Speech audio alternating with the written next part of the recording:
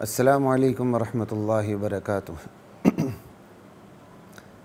بسم اللہ الرحمن الرحیم، والصلاة والسلام علی رسولہ الکریم وعلی آلہ وصحبہ اجمعین، اما بعد۔ خواتین و حضرات، دار الصحابہ کی نشست کے ساتھ خلیق الرحمن آپ سے مخاطب ہے۔ ہماری بات نبی کریم صلی اللہ علیہ وسلم کی تعلیمات کے حوالے سے جاری ہے۔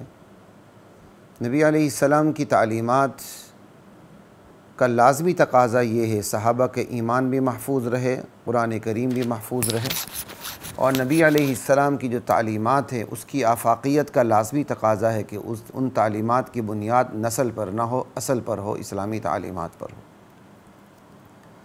نسلی حوالے سے ہم نے بات کی اور اس سلسلے میں ہم نے مثالیں بھی دیں، اور مشہور مثال حضرت بلال حبشی رضی اللہ تعالی عنہ کی کہ حبشی بلال سیدنا بلال بن گئے اور ابو لہب پیچھے رہ گیا، ابو جہل پیچھے رہ گیا۔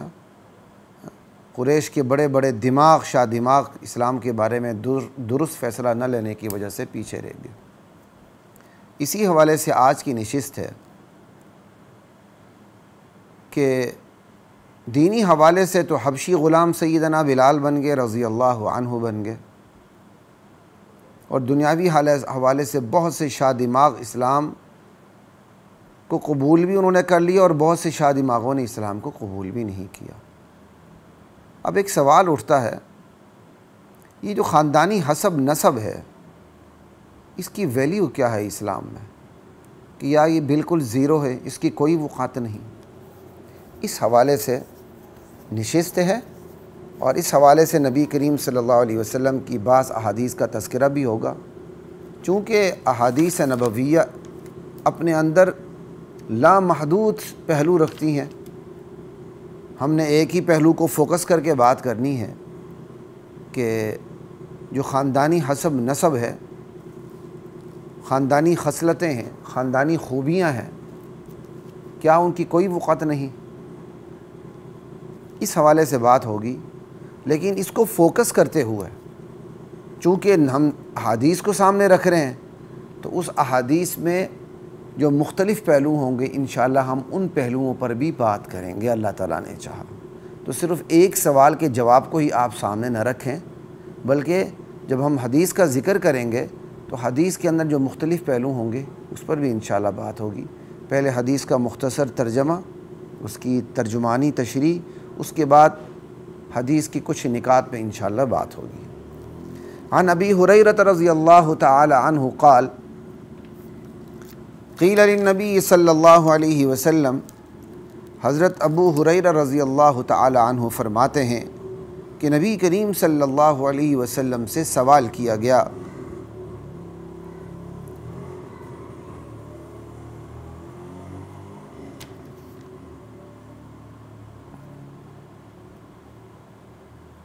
من اکرم الناس، یا رسول اللہ صلی اللہ علیہ وسلم سب سے بہترین عمدہ ترین شخص کون ہے، یا عمدہ ترین بہترین لوگ کون سے ہیں؟ نبی کریم صلی اللہ علیہ وسلم نے ارشاد فرمایا، اکرمہم اتقاہم، عمدہ ترین بہترین شخص وہ ہے جو لوگوں میں سب سے زیادہ پرہیزگار اور متقی ہے، اللہ کی ناراضگی سے بچنے والا۔ پوچھنے والے صحابہ نے کہا، یا نبی اللہ، اے اللہ کے نبی، لیس عن ھذا نسألک، ہمارے سوال کا تعلق اس پہلو سے نہیں ہے، ہم اس پہلو سے آپ سے نہیں پوچھ رہے۔ نبی علیہ السلام نے جو جواب دیا وہ بالکل متبادر الی الذہن تھا، یعنی جب کہا جائے سب سے بہترین شخص کون ہے تو لامحالہ بات ذہن میں یہی آتی ہے کہ دین کے حوالے سے، اعمال کے حوالے سے سب سے بہترین کون ہے؟ تو نبی علیہ السلام نے اسی حقیقت کو سامنے رکھ کے جواب دیا، اکرمہم اتقاہم، بہترین شخص تو وہ ہے جس کے اندر تقوی زیادہ۔ لیکن پوچھنے والوں کا مقصد یہ نہیں تھا۔ جب پوچھنے والوں نے کہا، یا رسول اللہ ہمارا مقصد یہ نہیں تھا کہ عمل کے اعتبار سے کون بہترین ہے، ہم یہ نہیں پوچھ رہے آپ سے، تو نبی علیہ السلام کے ذہن میں دوسری بات آئی، اس کا مطلب یہ خاندانی حسب نسب کو سامنے رکھ کے سوال کر رہے ہیں کہ خاندانی حسب نسب کے حوالے سے بہترین شخص کون ہے. پھر آپ نے اسی تناظر میں دوسرا جواب عطا فرمایا. آپ نے فرمایا فَأَكْرَمُ النَّاسِ یوسف. تو بھائی خاندانی حسب نسب کے اعتبار سے عمدہ ترین شخصیت، بہترین شخصیت یوسف علیہ السلام کی ہے. کیوں بھائی؟ نبی اللہ، یوسف علیہ السلام خود بھی نبی، ابن نبی اللہ، باپ یعقوب علیہ السلام بھی نبی، ابن نبی اللہ. فاکرم الناس یوسف نبی اللہ، یوسف علیہ السلام عمدہ ترین شخصیت، خود بھی نبی، ابن نبی اللہ، باپ یعقوب علیہ السلام بھی نبی، ابن نبی اللہ، دادا اسحاق علیہ السلام بھی نبی، ابن خلیل اللہ، پردادا ابراہیم علیہ السلام بھی نبی، بلکہ خلیل اللہ، اللہ کے دوست. اللہ اکبر.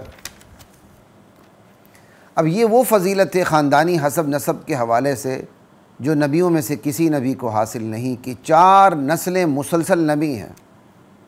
اللہ اکبر. یہ جزوی فضیلتیں ہوتی ہیں جو ایک نبی کو دوسرے نبی پر حاصل ہوتی ہیں. اب یوسف علیہ السلام کو جو یہ فضیلت حاصل ہے کسی نبی کو حاصل نہیں. آدم علیہ السلام نبی ہیں اور تمام انبیاء کے جد امجد ہے، یہ فضیلت کسی کو حاصل نہیں. البتہ مجموعی فضیلت میں امام الانبیاء سب سے بڑھ کر ہے. ٹھیک. اب یہ دوسرا جو جواب اللہ کے نبی نے دیا اس پر بھی پوچھنے والے صحابہ نے کہا لیس عن ھذا نسألک، یا رسول اللہ ہم اس حوالے سے بھی ہم نہیں پوچھ رہے کہ خاندانی حسب نسب میں کون بہتر ہے. تو پھر نبی علیہ السلام نے ان سے کہا فَعَمَّ مَعَادِنِ الْعَرَبِ تَسْأَلُونِ، کیا تم مجھ سے عرب کے قبائل کے بارے میں سوال کر رہے ہو، عرب کے خاندانوں کے بارے میں سوال کر رہے ہو کہ کون سا خاندان سب سے بہتر ہے؟ تو پوچھنے والوں نے کہا نعم یا رسول اللہ، جی ہم عرب خاندانوں کے حوالے سے ہی پوچھ رہے ہیں کہ عرب خاندانوں میں کون سے لوگ سب سے بہتر ہیں. اور جو میرے ذہن میں بات آ رہی ہے متبادر الی الذہن کہ عرب خاندانوں کے متعلق سوال ہے، تو پھر عرب خاندانوں میں سے کون سا خاندان سب سے افضل ہے. سمجھ آئی؟ تب آپ صلی اللہ علیہ وسلم نے ارشاد فرمایا خیارکم فی الجاہلیہ خیارکم فی الاسلام اذا فقہوا یا اذا فقہوا. یاد رکھو تم میں سے جو لوگ جاہلیت میں سب سے بہتر تھے اپنی خوبیوں اور خصلتوں کی وجہ سے. اللہ اکبر. جو لوگ اپنی خوبیوں اور اپنی خصلتوں اور اپنی اچھی صفات کی وجہ سے جاہلیت میں سب سے اچھے سمجھے جاتے تھے، وہ اسلام میں داخل ہونے کے بعد بھی سب سے بہترین لوگ ہیں، بشرط کہ اذا فقہوا، وہ دین میں گہری سمجھ حاصل کریں. آپ نے اذا علموا نہیں فرمایا کہ وہ دین کو جان لیں، فقہوا دین کی گہری سمجھ ان کے اندر ہو. علم، اس کے تفصیلی دلائل اور استنباط، یہ ساری چیزیں آ جاتی ہیں. اللہ اکبر. اب آپ صلی اللہ علیہ وسلم نے یہ ارشاد فرمایا، یعنی ایک طرف جو سب سے بہترین لوگ ہیں ان کے حوالے سے بات ہو رہی ہے، ایک طرف یہ لوگ اپنی بہترین خصلتوں کی وجہ سے، یعنی مثلا اپنی شجاعت کی وجہ سے، اپنی سخاوت کی وجہ سے، اپنی فراست کی وجہ سے، اپنی حکمت کی وجہ سے، اپنے تدبر کی وجہ سے، اپنی امانت کی وجہ سے، اپنی دیانت کی وجہ سے اور قوم کی امامت کی وجہ سے سب سے بہترین ہے.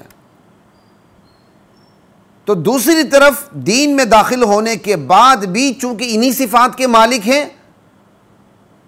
اور پھر دین میں ان صفات کے ساتھ ساتھ انہوں نے دین میں گہری سمجھ حاصل کر لی، اس حوالے سے دین میں بھی بہتر ہے.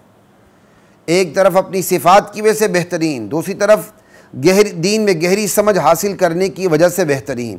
یعنی ایک طرف اپنی صفات کی وجہ سے بہترین اور دوسری طرف ان صفات پر اسلام کا رنگ چڑھا دینے کی وجہ سے سب سے بہترین. اللہ اکبر. یہ لوگ سب سے بہترین ہیں. اللہ اکبر. اب اس فرمان سے یہ بات واضح ہو گئی کہ علم دین اور اس کی سمجھ سماج میں کس سطح کے لوگوں کو سب سے پہلے حاصل کرنی چاہیے؟ ان لوگوں کو جو اپنے خاندان کے، اپنی نسل کے، اپنی قوم کے، اپنے علاقے کے کریم ہوتے ہیں، شاہ دماغ ہوتے ہیں، ملائی ہوتے ہیں، انہیں دین میں گہری بصیرت حاصل کرنی چاہیے۔ اللہ اکبر۔ اور دوسری طرف کچھ گھرانوں میں یہ رواج رہا اور بعضوں میں یہ بھی ہے، ابھی بھی ہے بعض گھرانوں میں، جو بچہ قابو نہیں آتا، بے قابو ہوتا ہے، آوارہ ہوتا ہے، وہ کہتے ہیں کسی طرح اس کی آوارہ گردی ختم ہو جائے، قابو آ جائے، وہ مدرسے کی طرف اس کا رخ کر دیتے ہیں۔ ٹھیک ہے، مدارس کھلے اس لیے تربیت کریں، لیکن ایک بات یاد رکھیں، خام مال جس معیار کا ہوگا پیداوار اسی معیار کی برآمد ہوگی۔ آپ کا خام مال تو آوارہ ہو، اس کو قابو کرنے کے لیے آپ نے مدرسے کے حوالے کیا ہو، اور توقع رکھیں کہ وہ خام مال امام ابو حنیفہ کی صورت میں آئے گا، این خیال استو محال استو جنون۔ ہاں ہو سکتا ہے اللہ کی طرف سے عطا ہو جائے اور بندہ جو ڈی ٹریک تھا وہ ٹریک پہ آ جائے اور اس پر ایسی محنت ہو جائے کہ وہ ناکارہ بہت بڑا امام بن جائے، ہو سکتا ہے۔ لیکن ایک عمومی بات یاد رکھیے گا، آپ شاہ دماغوں کو دین کی تعلیم کی طرف بھیجیں گے تو شاہ دماغ جو نتائج حاصل کریں گے اور پیداوار کی صورت میں، آؤٹ پٹ کی صورت میں جو سامنے آئیں گے نا، اس کا کوئی مقابلہ نہیں، اس کا کوئی تقابل نہیں ہے۔ امام ابو حنیفہ صرف، یا امام ابن تیمیہ، یا امام شافعی، یا امام بخاری، یہ نہیں تھے کہ پہلے شاہ دماغ نہیں تھے اور جب آئے تو پھر شاہ دماغ بنے۔ یہ بائی نیچر پہلے سے شاہ دماغ تھے، تو انہوں نے اپنے دماغوں کو دین کی تحصیل کے لیے، دین کی سمجھ اور بصیرت کے لیے وقف کر دیا۔ جب تک قوم کی اکثریت اس پہ نہیں آئے گی تبدیلی نہیں آتی ہے۔ یہ ایک چونکہ نکتہ تھا تو میں نے آپ کو سامنے رکھ دیا۔ خود اپنے حوالے سے میں بات کرتا ہوں، کوئی شاہ دماغ تو نہیں، لیکن جتنا ہے اس کا انکار بھی نہیں ہے۔ اللہ کا شکر ہے کہیں ناشکری نہ ہو۔ جب تھوڑا بہت پڑھ لکھ لیا، خاندان کی نظر میں بھی آگے، تو بعض خاندان کے اچھے لوگوں نے میرے والد صاحب سے تقاضا کیا کہ اس کو مقابلے کے امتحان کی طرف لے جائیں، CSS کروائیں، دنیا کی ڈگری، فلاں فلاں، ٹمکانا شمکانا۔ تو قصہ مختصر یہ کہ میرے والد صاحب نہیں مانے۔ میرے والد صاحب کہا کرتے تھے علماء کی اولاد علماء نہ بنے تو ہم کسی سے کیا توقع رکھیں، اور الحمدللہ اللہ کی رحمت بھی ایسی ہوئی، والدین کی ذہن سازی بھی ایسی ہوئی کہ اللہ تعالیٰ نے جو بھی جتنی بھی ذہانت ہے، اللہ تعالیٰ نے اس کا رخ دین کے حصول کی طرف موڑ دیا۔ یہ اللہ کا مجھ پر سب سے بڑا احسان ہے، میری پیدائش سے بھی بڑھ کر احسان اللہ کا مجھ پر یہ۔ اللہ اکبر۔ تو خیر اتنی سی بات یہاں ضروری تھی۔ تو اب آپ یہ دیکھیں کہ نبی علیہ السلام سے سوال ہوا من اکرم الناس، سب سے عمدہ ترین لوگ کون ہیں؟ پہلے آپ نے جواب دیے تقویٰ کے حوالے سے، پوچھنے والوں نے کہا ہمارا سوال کا مقصد یہ بھی نہیں۔ پھر آپ نے جواب دیا حسب نسب کے حوالے سے، پوچھنے والوں نے کہا اس حوالے سے بھی ہمارا سوال نہیں۔ پھر آپ نے کہا اچھا عرب خاندانوں کے متعلق تم پوچھ رہے کہ کون سب سے بہترین ہے؟ کہا جی ہم عرب خاندانوں کے متعلق پوچھ رہے ہیں۔ تب آپ نے جواب جو دیا، اور جب آپ نے یہ پوچھا عرب خاندانوں کے متعلق پوچھ رہے ہو، تو اس میں آپ نے خاندان کا لفظ استعمال نہیں فرمایا، بلکہ معادن کا لفظ استعمال فرمایا۔ مراد خاندان ہی ہیں، قبائل ہی ہیں، لیکن آپ نے قبائل کی بجائے معادن کا لفظ استعمال فرمایا۔ فَعَمْ مَعَادِنِ الْعَرَبِ تَسْأَلُونِ، عرب کی کانوں کے متعلق تم مجھ سے سوال کر رہے ہو؟ جیسے سونے چاندی کی کانیں ہوتی ہیں نا، قبائل کی جگہ معادن، معدن کی جمع ہے، معدن کان کو کہتے ہیں، جیسے نمک کی کان ہوتی ہے، سونے کی کان ہوتی ہے، چاندی کی کان ہوتی ہے۔ کہ عرب کی کانوں کے متعلق سوال کر رہے ہو؟ کہا جی ہاں۔ تو کان کا لفظ خاندان کی جگہ کیوں استعمال فرمایا آپ نے؟ اس لیے جو کان ہوتی ہے نا، ہر کان دوسرے کان سے مختلف ہوتی ہے، اپنے فائدے میں، اپنی خوبی میں، اپنی خامی میں، ٹھیک؟ اسی طرح قبائل ہوتے ہیں نا، یہ بھی باہم مختلف ہوتے ہیں، اپنی خوبی میں، اپنی صفات میں، اپنی اچھائی میں، اپنی برائی میں۔ اس لیے آپ نے قبائل کی جگہ کان کا لفظ استعمال فرمایا۔ جس طرح سونے چاندی کی کانیں مختلف ہوتی ہیں، سونے کی قیمت اپنی جگہ لیکن سونا سونا ہوتے ہوئے چاندی کی جگہ نہیں لے سکتا. چاندی کی قیمت اپنی جگہ، لیکن چاندی کی کان چاندی کی کان ہوتے ہوئے نمک کی کان کی جگہ نہیں لے سکتی. اب آپ نے سالن میں چاندی تو نہیں ڈالی نا آپ نے. ہر ایک کان کی اپنی خوبی ہے. ٹھیک ہے. تو اسی طرح خاندان کو کانیں کہا گیا کہ یہ کان ہے. ایک خاندان کی ایک خوبی ہے، وہ خاندان سونے کی طرح ہے، دوسرا خاندان چاندی کی طرح ہے، تیسرا خاندان سمجھے وہ نمک کی کان کی طرح ہے، اور ہر ایک کی خوبی دوسرے کی جگہ نہیں لے سکتی. تو آپ نے قبائل کی جگہ معادن کا لفظ استعمال کر کے بھی سمندر کو کوزے میں بند کر دیا. اختصار کے ساتھ میں یہاں عرض کر رہا ہوں. ٹھیک ہے. ایک تو یہ بات. اللہ اکبر. اور دوسری بات آپ نے جب جواب دیا، اچھا تم عرب کے کانوں کے متعلق سوال کر رہے ہو، جب انہوں نے کہا جی ہاں، تو آپ نے جواب میں کوئی مخصوص قبیلہ نہیں بتایا کہ عرب کے قبیلوں میں یہ قبیلہ جو ہے نا ہر لحاظ سے سب سے بڑھ کر ہے. اگرچہ بنو ہاشم مجموعی طور پہ سب سے بڑھ کر ہے، لیکن ہر لحاظ سے تو سب سے بڑھ کر نہیں ہو سکتا. بنو ہاشم کو قبیلہ قریش میں اپنی عزت، اپنی شرافت کی وجہ سے برتری حاصل تھی مجموعی حوالے سے، تو مجموعی طور پر بنو ہاشم سب سے بہتر ہے. لیکن قبیلہ قریش کے اندر بہت سے خاندان ہیں، ہر خاندان کی اپنی اپنی خوبیاں ہیں. کسی خاندان کو کسی خوبی میں کسی پر فضیلت حاصل ہے، کسی خاندان کو کسی خوبی میں کسی پر فضیلت حاصل ہے. مجموعی طور پر بنو ہاشم کو فضیلت حاصل ہے.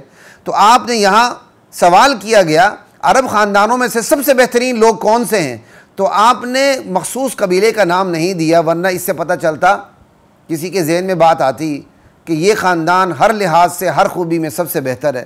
آپ نے یہ ارشاد نہیں فرمایا، بلکہ کمال کا بلیغ اور فصیح ارشاد فرمایا کہ تم میں سے جو جاہلیت میں سب سے بہترین سمجھے جاتے تھے اپنی صفات میں، اپنی خوبیوں میں، اپنی شجاعت میں، اپنی امانت میں، دیانت میں، حکمت میں، تدبر میں، فراست میں، عرب میں یہ خوبیاں تھیں.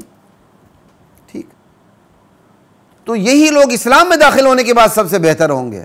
اب آپ دیکھیں اس جواب دینے سے ہر قبیلہ آ گیا کہ ایک بندہ، ایک قبیلہ کسی خوبی میں بہتر ہے، ایک قبیلہ کسی خوبی میں بہتر ہے. اللہ اکبر کبیرہ. تو آپ نے مخصوص قبیلے کے بارے میں نہیں بتایا، خوبیوں کے بارے میں بتایا. اور اس سے ایک فائدہ یہ بھی ہوا کہ بندہ خوبیوں میں محنت کرے، کوئی بھی آگے نکل سکتا ہے. ٹھیک. خوبیاں بائی نیچر بھی ہوتی ہیں. اللہ تعالیٰ نے خاندانوں میں بائی نیچر خوبیاں رکھی ہوتی ہیں کہ یار فلاں خاندان میں بائی نیچر یہ بہت بڑی خوبی ہے، یہ بائی نیچر ہی بہادر ہیں، یہ خاندان بائی نیچر ہی بڑا سخی ہے، یہ خاندان بائی نیچر ہی بڑا معاملہ فہم ہے، یہ پنچایت میں ایک نمبر کے لوگ ہیں. ہوتے ہیں.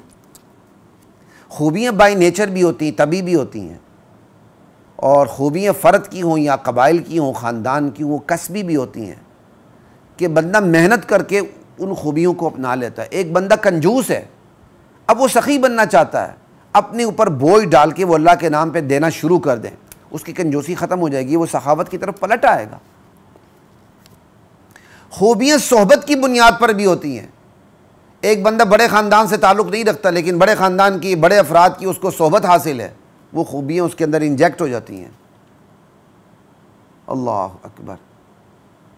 یہی وجہ ہے کہ نبی علیہ السلام کی حدیث ہے المرء علی دین خلیلہ، بندہ اپنے دوست کے دین پر ہوتا ہے، خیالات پر ہوتا ہے، نظریات پر ہوتا ہے.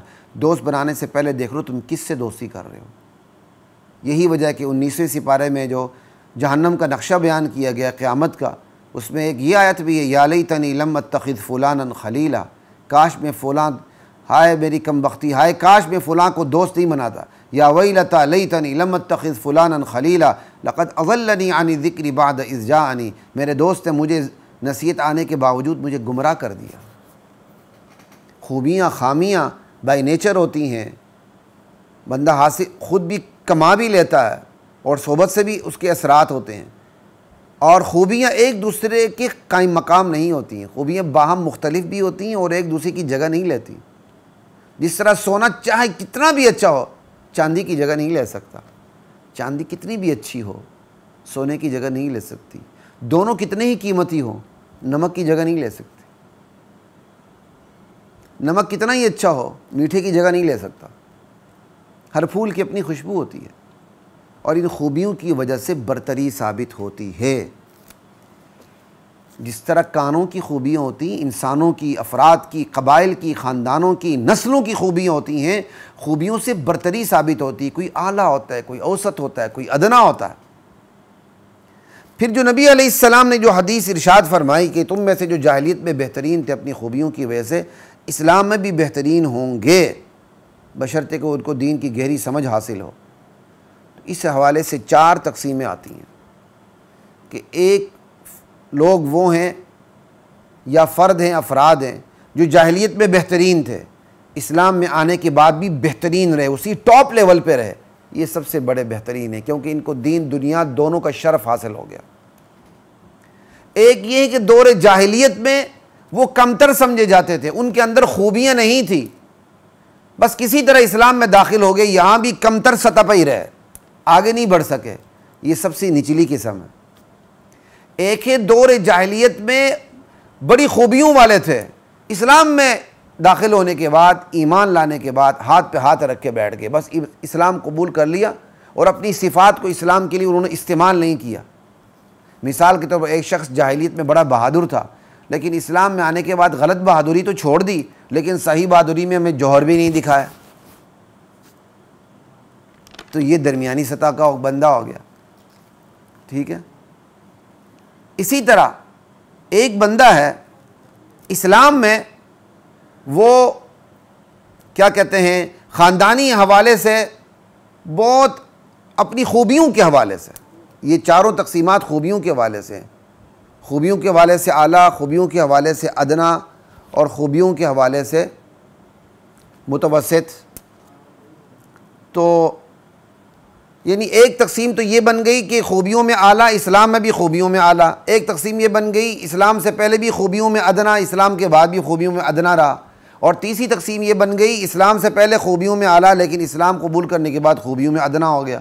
اور ایک تقسیم یہ کہ اسلام سے پہلے بھی خوبیوں میں ادنا تھا، اسلام لانے کے بعد بھی ادنا ہی رہا.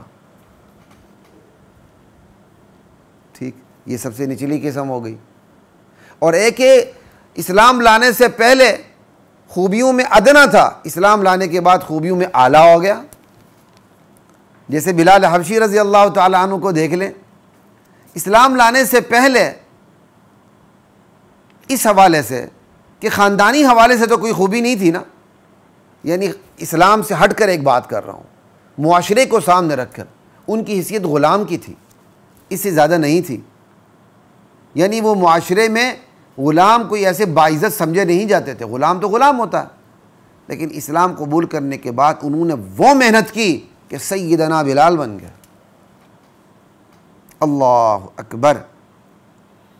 تو یہ اب یہاں بات کرنے کا مطلب یہ ہے جو بائی نیچر خوبیاں اللہ تعالیٰ نے کسی خاندان میں یا کسی فرد میں رکھی ہوتی ہیں نا، کسی خاندان میں یا کسی فرد میں رکھی ہوتی ہیں. اب میں نے حضرت بلال کی مثال سے کوئی غلط فہمی کے شکار نہ ہو جائے، نعوذ باللہ کہ کوئی ہم نے گرا پڑا سمجھ لیا بلال کو، نہیں، صرف دنیاوی حوالے سے بات کر رہا ہوں، وقار کے حوالے سے کہ غلام کا وقار نہیں ہوتا، وگرنہ ان کے اندر حق قبول کرنے کی استعداد تھی تو انہوں نے اسلام کو قبول کیا. اس خوبی میں وہ پہلے ہی بڑے ہوئے تھے، اللہ تعالیٰ نے ان کو قبول کر لیا. ٹھیک. تو یہاں صرف قدرتی خوبیوں کی یہ بات ہو رہی ہے. اگر اسلام قبول کرنے سے پہلے کسی کے اندر خوبیاں پہلے سے موجود ہیں، یعنی حق کو قبول کرنے، سچ کو قبول کرنے کی استعداد ہے، وہ شجاع ہے، وہ سخی ہے، وہ صاحب حکمت ہے، وہ صاحب تدبر ہے، وہ معاملہ فہم ہے، اس کے اندر بڑی وزڈم ہے، تو یہ صفات اسلام کو قبول کرنے میں آسانی پیدا کرتی ہیں. تو یہ صفات جو اسلام سے پہلے ہیں، ایک تو بطور اعزاز ہیں، ایک اسلام قبول کرنے میں سہولت پیدا کرتی ہیں، دو، اور ان صفات کی بدولت کسی نے اگر اسلام کو قبول نہیں کیا تو یہی صفات عذاب کی وجہ بھی بن جاتی ہیں. کہ وہ اللہ تعالیٰ نے ایک سہولت دی، سہولت سے فائدہ نہ اٹھانا ناشکری ہے. اگر اچھی صفات سہولت کار بھی ہیں تو ان اچھی صفات سے کام نہ لینا باعث زیادتی عذاب بھی ہے۔ تو یہاں بات کرنے کا مطلب یہ ہے، ایک بندہ اپنی خاندانی حسب نسب میں بہت بڑا ہے تو یہ اس کے لیے اسلام کی تعلیمات پر عمل کرنے میں سہولت پیدا کرتی ہیں، یہ اس کے لیے اعزاز ہے۔ لیکن اگر اس نے اس سہولت سے کام نہیں لیا اس کے لیے عذاب بھی دگنا ہے۔ اللہ اکبر۔ جیسے نبی کا بیٹا ہے، نبی کے گھرانے کا فرد ہے، ایک وہ اسلام قبول نہیں کرتا اور ایک وہ اسلام قبول نہیں کرتا جو نبی سے لاکھوں میل دور ہے، جسے نبی کی صحبت بھی نہیں ملی۔ دونوں برابر تو نہیں ہو سکتے نا اسلام قبول نہ کرنے میں۔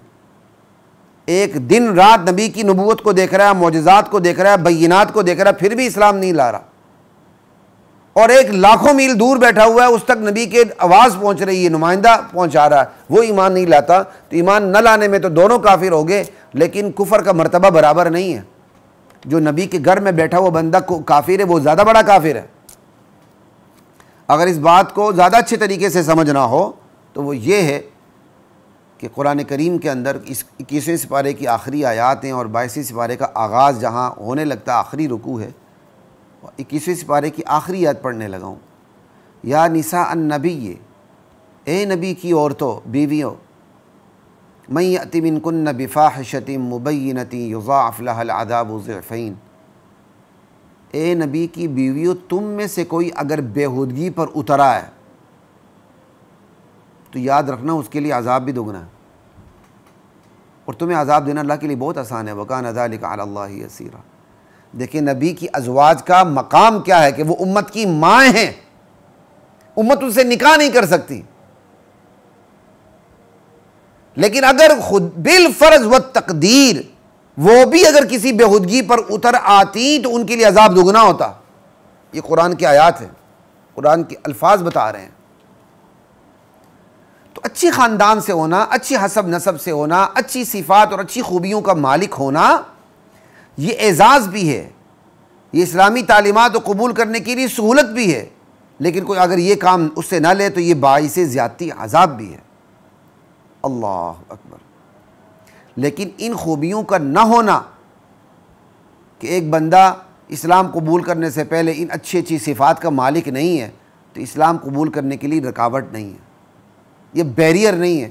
جی میرے اندر تو وہ اس لیول کی وزڈم تھی نہیں، میں تو بہادر تھا نہیں، میں تو سخی تھا نہیں، تو یہ تو میرے لیے اسلام قبول کرنے میں رکاوٹ ہے۔ نہیں، رکاوٹ نہیں ہے۔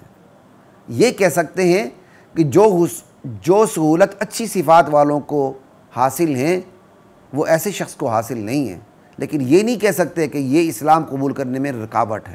کوئی رکاوٹ نہیں، ہاں ذرا محنت زیادہ کرنی پڑے گی، اس محنت زیادہ کرنے کا اللہ تعالیٰ اجر بھی دیں گے۔ اللہ اکبر۔ یہ بالکل ایسا ہی ہے جیسے ڈاکٹر کے بیٹے کے لیے ڈاکٹر بننا آسان ہے، انجینئر کے بیٹے کے لیے انجینئر بننا آسان ہے، عالم کے بیٹے کے لیے عالم بننا آسان ہے۔ عمومی میتھمیٹیکل فارمولہ نہیں، عمومی رویہ ایسا ہی ہوتا ہے، عمومی طور پر ایسا ہوتا ہے۔ امیر کے لیے اللہ کے راستے میں پیسہ خرچ کرنا آسان ہے، جیسے صحابہ ہیں، غریب صحابہ تھے، امیر صحابہ انفاق کرتے تھے، غریب صحابہ کو اللہ تعالیٰ نے تسبیحات بتا دی، امیر صحابہ نے بھی وہ ذکر اذکار غریب صحابہ سے سن لی، انہوں نے وہ ذکر اذکار بھی شروع کر دیے۔ غریب صحابہ حضور کے پاس آئے، یا رسول اللہ ہمارے امیر بھائی تو ہم سے آگے نکل گئے، ہم سے انہوں نے یہ ذکر اذکار بھی سن لی ہے، کیا جو ذکر اذکار ہم کرتے ہیں انہوں نے وہ بھی کرنا شروع کر دیا، اور اللہ کے راستے میں انفاق بھی کرتے ہیں، وہ تو ہم سے آگے نکل گئے۔ اللہ کے نبی نے یہی ارشاد فرمایا نا، یہ تو اللہ کا فضل اللہ جسے دے دے۔ اللہ اکبر۔ ایک بندہ دونوں ٹانگوں سے معذور ہے پھر بھی تو اس نے نماز پڑھنی ہے، دونوں ہاتھوں سے معذور ہے پھر بھی تو اس نے نماز پڑھنی ہے۔ سہولت ایک الگ چیز ہوتی ہے، وہ اللہ کی عطا، اللہ جس کو مرضی دے دے۔ کیا مرد کو عورت کے مقابلے میں سہولت حاصل نہیں ہے؟ زیادہ سہولتیں حاصل ہیں۔ اللہ اکبر۔ تو خیر یہاں یہ بات آ رہی تھی کہ اسلام میں جو خاندانی خصلتوں کا اعتبار کتنا ہے، یہ ساری تفصیل آپ کے سامنے میں اسی لیے رکھ رہا ہوں، خاندانی خصلتوں کا اعتبار کتنا ہے وہ آپ کے سامنے آ جائے۔ خاندانی خصلتوں کا اعتبار اتنا ہے، یہ خاندانی خصلتیں سہولت کاری کا کام دیتی ہیں، اسلام قبول کرنے سے پہلے بھی، اسلام قبول کرنے کے بعد بھی۔ لیکن یہ خاندانی خصلتیں یہ اس طرح کی فیصلہ کن نہیں ہوتی، یہ ہو تو بندہ اسلام قبول کرے، یہ نہ ہو تو اسلام قبول کر ہی نہیں سکتا، ایسی بات نہیں ہے۔ اس حدیث کے تحت محدثین بات کرتے ہیں ناشکری نہ ہو اور کوئی بڑی بات نہ ہو، مجھے تسلی بھی نہیں ہوئی۔ کسی نے کہا جی حسب نسب معتبر ہے بشرط کہ خوبیاں معتبر ہیں، حسب نسب معتبر ہے بشرط کہ تقوی ہو۔ ٹھیک ہے، اچھی بات ہے۔ کسی نے کہا یہ مظنہ ہے، یعنی گمان ہے، اچھی خوبیاں جو ہیں یہ گمان ہے کہ بندہ قبول کر لے۔ لیکن الحمدللہ ذالکم مما علمنی ربی، میں نے جو آپ کے لیے الفاظ استعمال کیے میں اس کو بہتر سمجھتا ہوں۔ یہ جو اچھی خوبیاں بندے کے اندر ہوتی ہیں، افراد میں ہوتی ہیں، خاندان کے اندر ہوتی ہیں، نسلوں میں ہوتی ہیں، یہ سہولت باعث سہولت ہیں، اعزاز بھی ہے۔ یہ اعزاز دنیاوی حوالے سے ہے، اور اگر بندہ دین قبول کر لے تو دینی حوالے سے بھی اعزاز بن جاتا ہے، ٹھیک ہے، سہولت بھی ہے۔ لیکن اگر اس پہ عمل نہ ہو اور اس اعزاز کی ناشکری ہو دین قبول نہ کرنے کی صورت میں، اور اس سہولت سے فائدہ نہ اٹھایا جائے دین قبول نہ کرنے کی صورت میں، تو یہی سہولت باعث زیادتی عذاب بھی ہے۔ اچھا ایسے ہی ہے جیسے بندہ قرآن کیا ہے، یضل بہ کثیرا ویہدی بہ کثیرا، قرآن کی وجہ سے لوگ ہدایت بھی پاتے ہیں، گمراہ بھی ہوتے ہیں۔ سیدھے سیدھے قرآن پہ عمل کیے ہدایت پا گئے، قرآن میں تحریف کی تو قرآن کیا کہتے ہیں، قرآن گمراہ ہو گئے، اور قرآن میں تحریف کرنے کی وجہ سے گمراہ ہو گئے۔ اللہ اکبر۔ تو خاندانی شرافت حسب نسب کی بات واضح ہو گئی، بالکل ٹھیک ہے جی۔ تو یہ میں نے آپ کے سامنے حدیث رکھی کہ خیارکم فی الجاہلیہ خیارکم فی الاسلام۔ آگے بات ہے، آپ نے شرط لگائی ہے اس پہ کہ جاہلیت میں جو خوبیوں کے مالک تھے وہی لوگ اسلام قبول جاہلیت میں جو اپنی خوبیوں کی وجہ سے سب سے بہتر سمجھے جاتے تھے، اسلام قبول کرنے کے بعد بھی وہی سب سے بہتر ہوں گے، بشرطے کہ اذا فقہوا، اگر وہ دین میں گہری سمجھ حاصل کریں۔ اللہ اکبر۔ اگر وہ دین میں گہری سمجھ حاصل کریں تو پھر وہ سب سے بہترین ہوں گے۔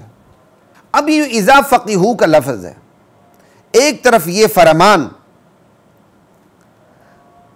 دور جاہلیت کی اچھی صفات کو قبول کرتا ہے، کیونکہ پیچھے لفظ ہے کہ جو جاہلیت میں اپنی خوبیوں کی وجہ سے اچھے تھے، اسلام میں بھی اپنی خوبیوں کی وجہ سے اچھے ہوں گے، بشرطے کہ ان کو دین کی گہری سمجھ حاصل ہو۔ تو اذا فقہوا جاہلیت کی خوبیوں کو قبول کرتا ہے، ایک اذا فقہوا جاہلیت کی خوبیوں کے لیے چھانی لگا دیتا کہ تمہاری جاہلیت کی خوبیاں تب قبول ہوں گی جب ان پر اسلام کی چھاپ لگے گی۔ سمجھائی بات کی؟ چھانی لگا دیتا ہے کہ جو جاہلیت کی خوبیاں ہیں یہ اسلام میں تب قبول ہوں گی جب اسلام کی چھاپ لگے گی۔ ایک بندہ دور جاہلیت میں بڑا بہادر تھا، یہ بہادری اسلام قبول کرتا ہے لیکن چھانی لگا دیتا ہے کہ بھائی تمہاری بہادری قبول ہے لیکن بہادری کی اب یہ راہ ہے، دائیں راستے والی، بائیں نہیں۔ حضرت عمر پہلے سے بہادر تھے، اسلام نے ان کو بہادری کی راہ دکھا دی، کتنی بڑی بات۔ اللہ اکبر۔ تیسری طرف یہی اذا فقہوا کا لفظ صلاحیتوں کا رخ متعین کر دیتا ہے، خوبیوں کا رخ متعین کر دیتا ہے کہ جو خوبیاں ہیں اس کا رخ یہ ہے کہ اس کا رخ دین کی طرف موڑ دیا جائے۔ جب خوبیوں کا رخ دین کی طرف موڑا جائے گا تب وہ قابل قبول ہوں گی، وگرنہ خوبیاں دنیا کی حد تک خوبیاں ہوں گی اور دنیا سے بندہ اپنی خوبیوں کی وجہ سے فائدہ بھی لے لے گا، لیکن آخرت میں وہ خوبیاں کسی کام نہیں ہوں گی، ناکارہ ہوں گی، بلکہ باعث عذاب ہوں گی کہ تم نے ان خوبیوں کی وجہ سے دین کا کام کیوں نہیں لیا۔ اور پھر یہی اذا فقہوا کا لفظ خوبیوں کو دنیا آخرت دونوں میں نتیجہ خیز بنا دیتا ہے۔ ایک بندہ خوبیوں کا مالک ہے اور ان خوبیوں پر اسلام کا رنگ بھی چڑھا دیتا ہے، دین میں بھی فائدہ، دنیا میں بھی فائدہ، خوبیوں کا نتیجہ دنیا کے حوالے سے بھی برآمد اور آخرت کے حوالے سے بھی برآمد۔ اللہ اکبر۔ اور اگر دنیا کے لحاظ سے یہ خوبیوں پر عمل ہو گیا، دین کے لحاظ سے عمل نہ ہوا، تو دنیا میں سب کچھ تھوڑا بہت مل جائے گا خوبیوں کی وجہ سے، لیکن دین کے حوالے سے یہی خوبیاں ناکارہ ہو جائیں گی، بلکہ باعث زیادتی عذاب ہوں گی، کچھ بھی نہیں ملے گا۔ اللہ اکبر۔ اب ایک آخری بات کی طرف اس نشست کی میں آپ کو اشارہ کر دیتا ہوں، میں تھوڑی سی وضاحت کر دیتا ہوں۔ پھر سنیے، نبی علیہ السلام سوال کیا گیا کہ بھائی عرب کے خاندانوں میں سے کون سب سے اچھے ہیں؟ تو آپ نے فرمایا جو اپنی خوبیوں کی وجہ سے اچھے سمجھے جاتے تھے جاہلیت میں، اسلام میں داخل ہونے کے بعد بھی وہی اچھے ہوں گے، لیکن آپ نے شرط لگا دی وہ تب اچھے ہوں گے جب دین میں گہری سمجھ حاصل کریں گے اور اپنی صلاحیتوں کا اور اپنی خوبیوں کو رخ اسلام کی طرف موڑیں گے۔ ٹھیک، اذا فقیہو کی قید لگ گئی، اور دنیا میدان کارزار ہے کفر و اسلام کے درمیان، شیطان کے ماننے والوں کے درمیان اور اللہ رب العالمین کے ماننے والوں کے درمیان معرکہ لگتا ہے۔ جب اللہ کے ماننے والوں نے یہ قید لگائی ہوئی ہے کہ یہ خوبیاں تب قابل قبول ہوں گی جب ان پر اسلام کی چھاپ لگے گی، تو دوسری طرف آپ طاغوتی قوتوں کو دیکھیں، سیکولر طاقتوں کو دیکھیں، وہ اذا فقیہو کی جگہ ما لم یفقہو کی قید لگاتی ہیں۔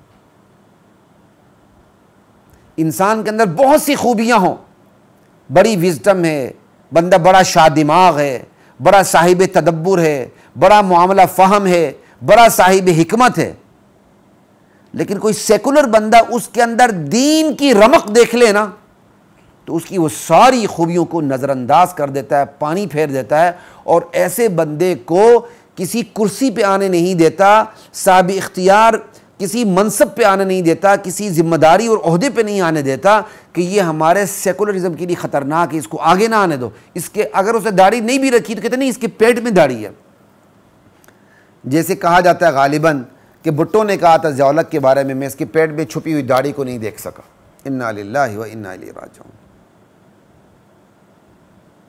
اور ایک سرکردہ شخصیت نے دوسرے کے بارے میں کہا کہ تمہارے پیٹ میں داڑھی تو نہیں ہے، اس قسم کے الفاظ کے، انا للہ و انا الیہ راجعون۔ یعنی اسلام جو ہے وہ دور جاہلیت کی خوبیوں کو بھی قبول کرتا ہے اسلام کے رنگ میں رنگ کے، اور طاغوتی قوتیں جو عام انسانی خوبیاں ہیں ان کو بھی قبول نہیں کرتی اگر خوبیوں والے بندے میں دین کی رمق موجود ہو۔ اور جہاں تک مفاد لینے کی بات ہے، طاغوتی قوتیں دینداروں سے مفاد بھی لیتی ہیں، داڑھی والوں سے مفاد بھی لے لیتی ہیں، اور جہاں تک مفاد دینے کی بات ہے تو طاغوتی قوتیں، سیکولر قوتیں